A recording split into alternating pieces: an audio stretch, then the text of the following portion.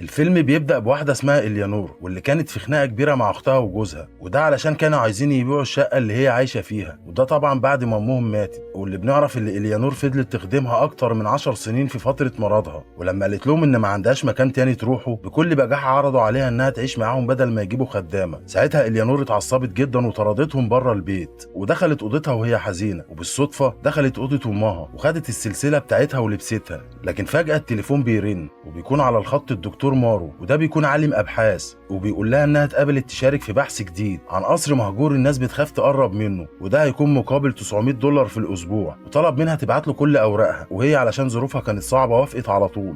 لكن بعدين اتضح ان الدكتور مارو كان بيكلم رئيسه في الشغل وبيقول له ان البحث الحقيقي هو عن تأثير الخوف على مجموعة من الناس، يعني باختصار الناس اللي رايحة القصر دول كأنهم في إيران تجارب. وفعلا إليانور بتتحرك في طريقها للقصر، والقصر ده بيكون اسمه قصر التل، وبتكون متحمسة جدا وحاسة ان في حاجة جديدة بتحصل في حياتها. واول لما بتوصل القصر بتنزل من عربيتها وبتنادي على الحارس وبتقول له انها من طرف دكتور مارو، فبيفتح لها على طول. فبتسأله عن السلاسل الكتير اللي هو حاططها على البوابة، بيقول لها انه بيحط السلاسل دي علشان الناس اللي بره تحس بالامان. بس هي ما دققتش قوي في الكلام وكملت ودخلت بالعربيه وانبهرت جدا بكل حاجه حواليها. وبعدها بتخبط على الباب وبتنادي على واحده اسمها تادلي اللي المفروض تبقى مديره القصر ده، لكن بتلاقي الباب مفتوح فبتدخل. وبعدها بتتفاجئ بتماثيل غريبه في كل ركن في القصر، ولما بتقابل تادلي بتفهم انها كانت مستنياها، وبتقول لها انها اول واحده توصل من الفريق بتاع الدكتور مارو. وبعدها تادلي خدتها وراحت اوضتها واللي كانت مذهله جدا، وكانت كلها تماثيل منحوته حوالين المدفأه، وقالت لها انها هتحضر العشاء الساعه 6 وبعدها تمشي على طول وترجع لهم تاني يوم الساعه 9 الصبح، لانها لازم تخرج من القصر قبل ما الليل يجي. وقالت لها كمان ان اقرب بلده على بعد 9 اميال، يعني لو حصل حاجه مفيش حد هيلحقهم. اليانور كانت مشغوله في اللي بتشوفه وما ركزتش في التحذيرات اللي هي قالتها. وبعد شوية وصلت واحدة تانية من الفريق اسمها سيو وتعرفت على إليانور، بس كانت شخصيتها مختلفة تماما. وبرضه تادلي قالت لها نفس الكلام وسابتهم يتعرفوا على بعض ويتفرجوا على القصر. وهم ماشيين وقفوا قدام باب عليه تماثيل شياطين ماسكة أطفال وكأنها منعهم من الهروب، وكان مكتوب من سيقف أمام هذه الأبواب سوف يحاكم.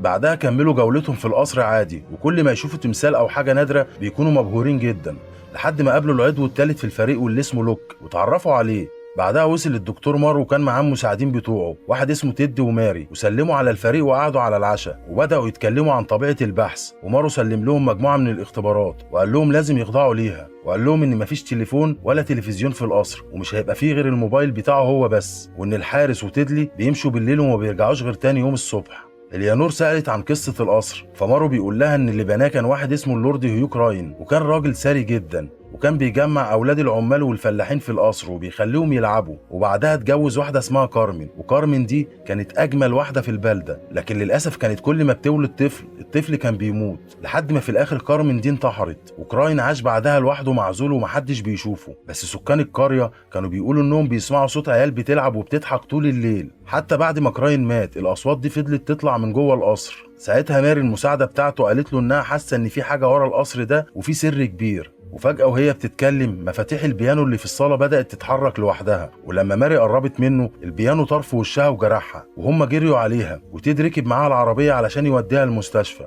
والباقي رجع كل واحد فيهم اوضته علشان ينام. والدكتور مارو هنا كان بيكتب كل حاجة بتحصل علشان يوثقها في بحثه. وسيو راحت لإليانور واديتها شال وقالت لها ان ده عربون صداقة.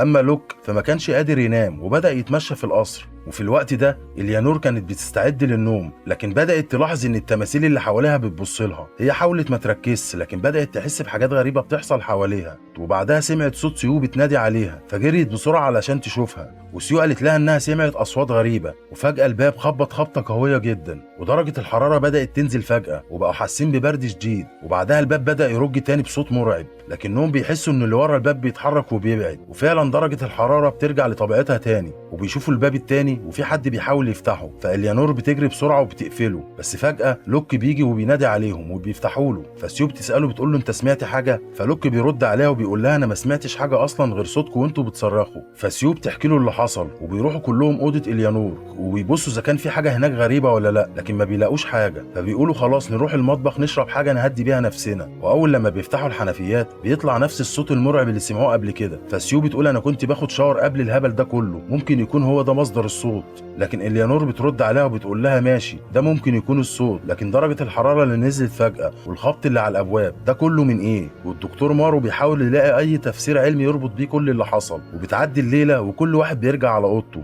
وبالليل الشباك بيفتح على اليانور وهي نايمة، وبيظهر شبح لطفل صغير وبينزل تحت السرير وبيجي جنبها وبينادي عليها، وفعلا اليانور بتشوفه وبتسمعه وهو بيترجاها بيقول لها انها تدور عليهم. ولما بيختفي بتقول لنفسها ان ده اكيد كان حلم او وهم، وهي اكيد بيتهيأ لها، وبتقوم بتقفل الشباك. وتاني يوم بتصحى قبل الكل وبتبدأ تحل في اختبارات الدكتور مارو، لكن فجأة بتسمع صوت جاي من ناحية الدفاية، وبيجي لوك وبيتكلم معاها عن كمية التماثيل اللي في القصر، وبيقول لها ان اغلبهم اطفال، وان شكل هيوك راين ده كان مهووس جدا بالاطفال. لكن اليانور بترد عليه وبتقول له انها حابة البيت ده رغم انه بيت مرعب، لكن هي حاسة ان في حاجة بتربطها بالبيت ده. فلوك بيقول لها ممكن وبيسيبها وبيمشي، بس الاصوات المرعبة بترجع تخرج من الدفاية تاني، واليانور بتشوف حاجة غريبة بتتحرك جواها فبتصرخ وبتجري. وبيجي مارو ولوك علشان يشوفوا ايه اللي حصل، وبيفتحوا الستاره اللي على الدفايه وبيفتشوا لكن ما بيلاقوش اي حاجه، بس فجاه في تمثال بيتحرك. فسيو بتسال اليانور هو ده اللي شفتيه؟ لكن اليانور بترد وبتقول لها لا مش هو. فمارو بيقول لها معلش اكيد انت كنت متوتره، لكن اليانور بترد عليه وبتقول له انا ما كنتش متوتره واللي شفته كان غير ده خالص. وفجاه لوكي بيناديهم وبيوريهم على الحيطه مكتوب جمله، والجمله هي اهلا بيكي يا اليانور. واليانور بتتصدم وبتسأل مين اللي عمل كده؟ الكل بيفكر انها حركة من لوك علشان يخوفهم، لكن لوك بيقسم لهم وبيقول لهم والله انا ما عملتش حاجة، والشك بيبدأ يدخل في قلوبهم كلهم. واليانور بتتضايق جدا وبتسيبهم وبتمشي. فمارو بيروح يطمن عليها وبيقول لها انها تهدى وانهم اكيد هيعرفوا مين اللي كتب الرسالة دي، وبيقرر يوريها حاجة وبياخدها على صوبة فيها نباتات نادرة جدا. واليانور بتتبهر من المنظر ومن التماثيل اللي فيها. وبعدها بيجي الليل والصورة بتاعت اللورد كراين بتكون مشوهة، وبتصحى اليانور تاني وبتلاقي باب الأوضة مفتوح، وعلى الأرض آثار رجلين صغيرة لونها أحمر، وسمعت صوت أطفال بينادوا عليها، فمشيت ورا الآثار دي لحد ما وصلت لمكتبة، والآثار كانت بتختفي ورا المكتبة. فلما قربت اكتشفت إن في باب سري وراها، فدخلت ونزلت السلم وفضلت تسمع الصوت بينادي عليها وبيقول لها تشوف كشف الحساب. وفعلا وصلت لسجل فيه أسماء الأطفال اللي كانوا بيشتغلوا عند كراين، واكتشفت إن كلهم ماتوا قبل ما يوصلوا ل 12 سنة. فجريت على سيو صحتها وحكت لها اللي حصل، وقالت لها إن الأطفال دول بيظهروا لي وبيحاولوا يدلوني على حاجة، حتى آثار الدم اللي على الأرض هي اللي خلتني أوصل للمكتبة. فسيو بتقول لها أنا كده بدأت أقلق عليكي، أنت محتاجة ترتاحي وبكرة كله هيبقى تمام. بس خرجت تدور على آثار الأقدام اللي هي قالت عليها وما لقيتش أي حاجة. أما اليانور فرجعت اوضتها وبصت للتماثيل وقالت لهم خلاص انا اقتنعت انكم عايزين مني حاجه وقولوا لي عليها. وفعلا اول حاجه عملوها انهم سرحوا لها شعرها، وهي اتخضت جدا بس لاحظت ان التسريحه هي نفسها اللي في الصوره اللي كارمن متصوره بيها. وتاني يوم اليانور بتروح تدور على الدكتور مارو لكن مش بتلاقيه، وبتلاقي جهاز التسجيل بتاعه فبتشغله وبتسمعه وهو بيقول ان اليانور بدأت تعاني من هلوسة سمعية وبصرية وبتخلق قصص بتوهم بيها نفسها. وفي نفس الوقت لوك بيتكلم مع سيو وبيقول لها البحث ده مش مريحني، شكلنا احنا اللي بيتعمل علينا تجارب من الدكتور مارو نفسه. لكن اليانور بتيجي عندهم وبتقول لهم مارو مش هو السبب، البيت نفسه هو اللي بيطلب مني حاجات وانا لازم انفذها. وفجأة اليانور بتشوف كارمن وهي شانقة نفسها وبتتخض جدا، بس محدش غيرها بيشوفها، وده بيخلي لوك وسيو يستغربوا جدا من تصرفاتها. واليانور بتروح تاني للمكتبة وبتفضل تدور على اي حاجة تفهمها الجنان اللي بيحصل ده، فبتلاقي ألبوم صور قديم للورد كراين ومراته كارمن. ولما بتقلب في الصور بسرعة بتشوف كارمن بتشاور لها على الدفاية، وبعدها بتحاول تفتح صندوق الرماد اللي فيها وبتفضل تدور جواه لحد ما فعلا بتلاقي عظم وجماجم لأطفال صغيرة، وبتتفزع وبتبعد بسرعة، لكن بتسمع أصوات الأطفال بينادوا عليها وبتمشي ورا الصوت لحد ما بتوصل لباب مقفول، وهناك بتشم ريحة وحشة جدا وبتحاول تفتحه بأي طريقة.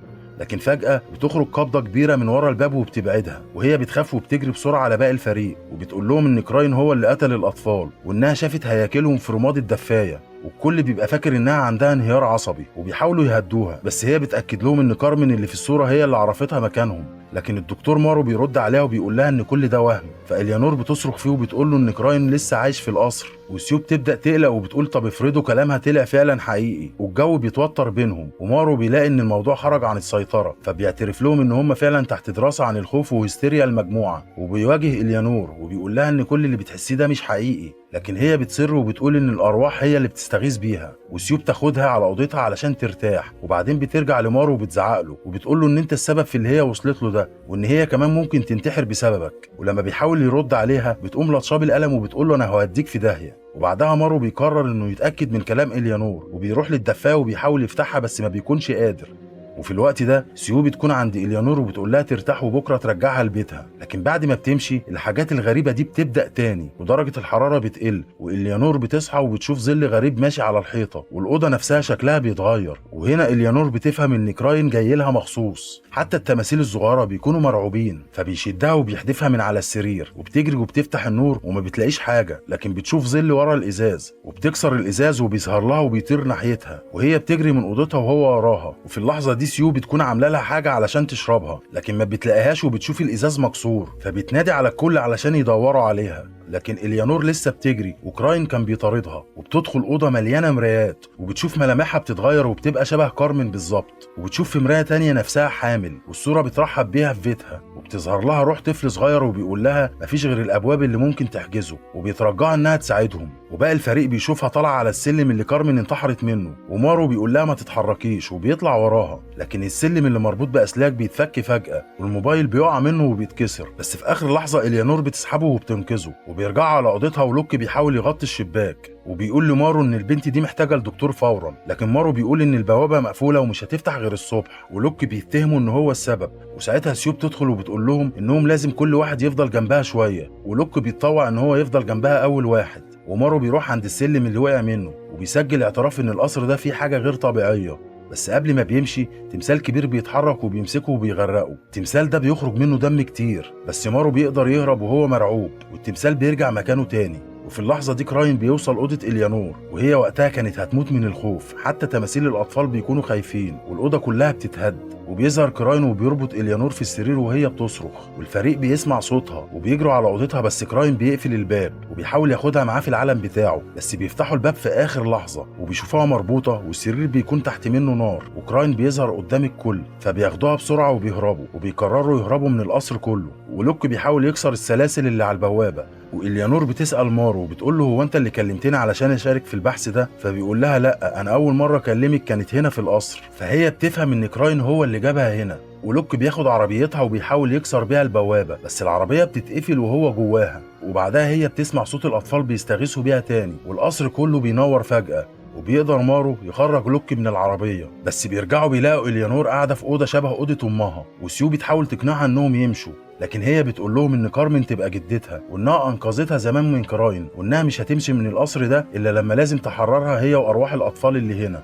وفجأة الأبواب كلها بتتقفل والتماثيل بتتحرك، ولوك بيتعصب وبيكسر صورة كراين، بس الصورة بتتسحب ناحية الدفاية، وبيظهر تمثال من جوه وبيفصل راسه عن جسمه، وبعدها بيفتح صندوق الرماد وبيطير العظم والهياكل عليهم، والصورة بتقع وبتجرح سيو، والتماثيل كمان بتتحرك عليهم، لكن اليانور بتقف قدامهم وبتدي فرصة للباقيين انهم يهربوا، وبتروح عند الباب اللي كان مكتوب عليه في اول الفيلم من سيقف امام هذه الابواب سوف يحاكم. وبيظهر كراين، وسيو ومارو بيجوا في لحظة خطيرة جدا، وبيحاول كراين ان هو يأذيهم، لكن اليانور بتمنعه وبتقول له انها مش خايفة منه، وانها مش هتمشي قبل ما تحرر روح الاطفال اللي هنا. والتماثيل ابتدت تتحرك، وحراس الابواب بيخرجوا وبيمسكوا كراين وبيسحبوه للبوابة، وبياخدوا اليانور كمان معاهم، بس بعدها بينزلوها بكل هدوء، وبتشوف كراين وهو بيتحبس، وأرواح الأطفال كانت بتتحرر، ووقتها اليانور بتموت، وده بعد ما حررت القصر من لعنته للأبد.